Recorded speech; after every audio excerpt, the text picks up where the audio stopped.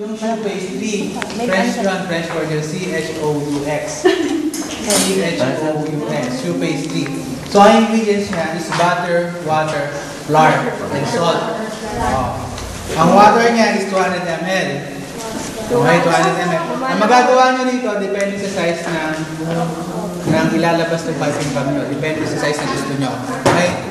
So, una is yung water.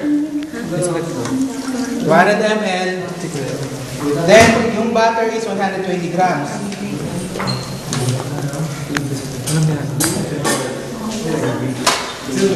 Yung pinagkaiba lang ng eclair sa cream puff, cream puff pabilog. Okay? Ang eclair pahaba. Ang nakalagay dun sa loob ng eclair, yung filling, kayo bahala nun, basta cream. Okay, basta cream filling or soft icing, nasasabi. Ngayon, yung nasa ibabaw niya is chocolate, melted chocolate. Sa cream puff naman, ang nasa ibabaw niya is yung caramelized syrup, caramelized sugar, yung kulay brown.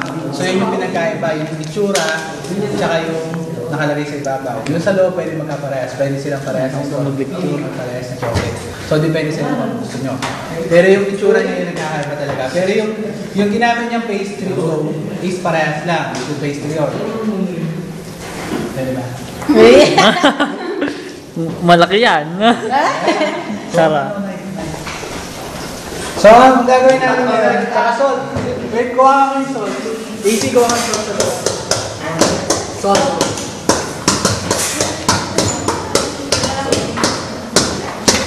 Okay, ano pinagkaiba ng dash tsaka ng pinch?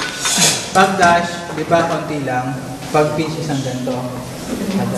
Nasa inyo yung sa photocopy nyo, basahin nyo, ha? Opo. Okay. Ano naman ka? Nakapidyo ka gabi pa? O bakit ba? Nakatamad ako magsulat eh.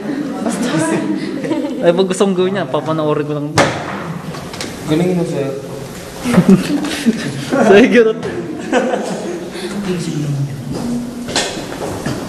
Nakatagal mo na. Sakto. O, 120. Hiniwa pa. Sabi niyo na.